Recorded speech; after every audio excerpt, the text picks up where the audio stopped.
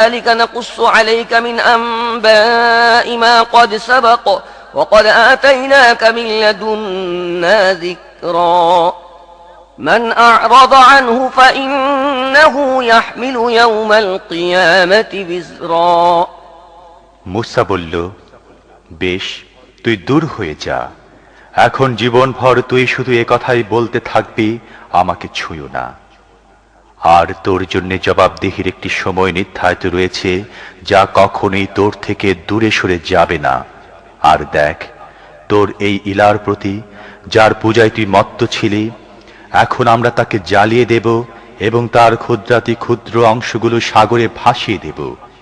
হে লোকেরা, এক আল্লাহই তোমাদের ইলাহ, যিনি ছাড়া আর কোনো ইলাহ নেই। প্রত্যেক জিনিসের উপর তার জ্ঞান পরিব্যাপ্ত।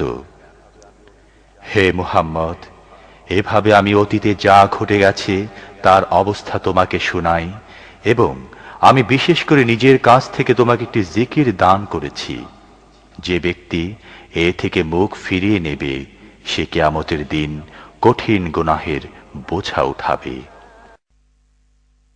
خالدين فيه وساء لهم يوم القيامة حملا يوم ينفخ في الصور ونحشر المجرمين يومئذ زرقا يتخافتون بينهم إن لبثتم إلا عشرا نحن أعلم بما يقولون إذ يقول أمثلهم طريقة إن لبثتم إلا يوما আর এ ধরনের লোকেরা চিরকালে দুর্ভাগ্য পীড়িত থাকবে এবং কিয়ামতের দিন তাদের জন্য এই অপরাধীর দায়ভার বড়ই কষ্টকর বোঝা হবে।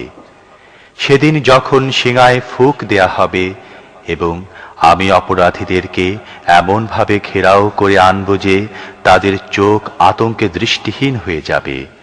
তারা পরস্পর চুপি চুপি বলা বলি করবে, দুনিয়ায় বড় জোর তোমরা 10টা দিন অতিবাহিত করেছ।